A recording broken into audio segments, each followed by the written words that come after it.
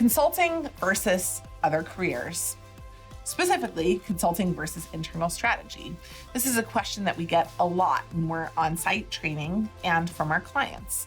So we thought today we would put out a video that would explain a little bit more about how consulting firms and the projects they do differ from what you would do in an internal strategy group.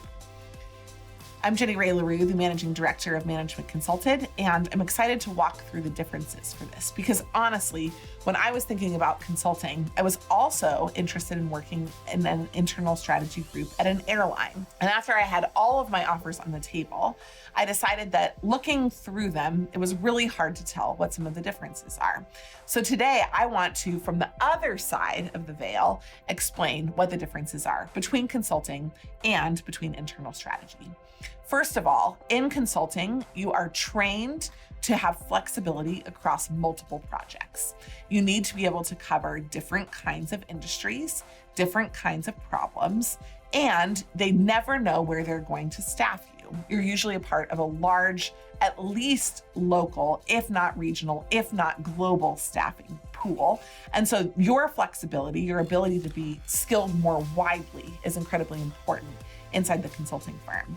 In my experience now in advising people going into consulting versus internal strategy, I would say that internal strategy groups train at only about 1/3 the level that a consulting firm does. They spend less time on training, they spend fewer resources, and they generally draw people out of industries where they have already received significant training that they rely on when they're applying your skills to solve internal problems.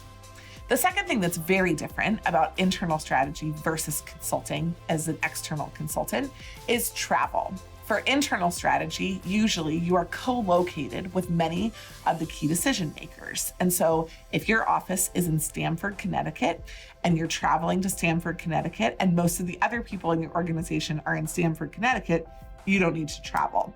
Let's say you're working for a consulting firm that's serving that same client in Stamford, Connecticut, but maybe they're coming from Chicago or San Francisco or somewhere else. Then in order to even get to the client, they themselves need to travel. So there is a huge difference in the volume of travel that's required between external consultants and internal consultants.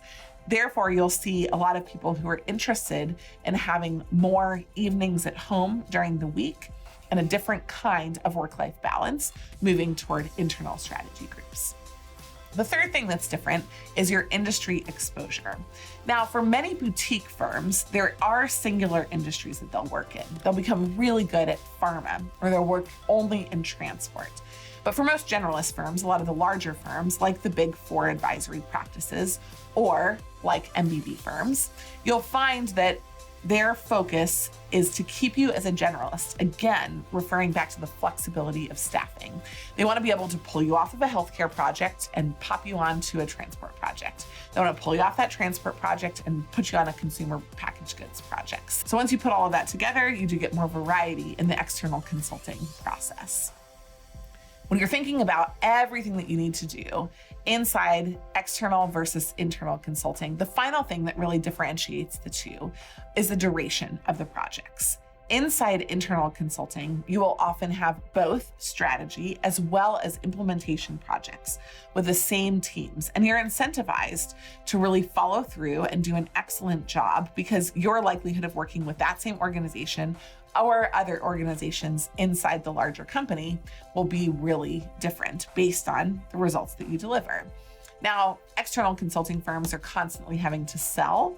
They're also having to staff, and that turnover in the back curtain can create a different kind of certainty and longevity where the firm is really important, but then the individual people don't work as long on specific projects. So again, if you think that you would like to have more of a handle on how strategy and implementation go together, it's more likely that you will get that in an internal strategy group.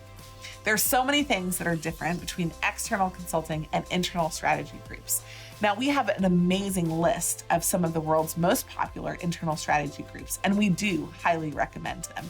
But you just have to remember, your training is going to be different, your industry exposure is going to be different, your travel is going to be different, and finally, the length of your projects will be different between external consulting and internal strategy. If you want some personal advice based on where you are and where you'd like to go in your career, reach out to us at managementconsulted.com or on social.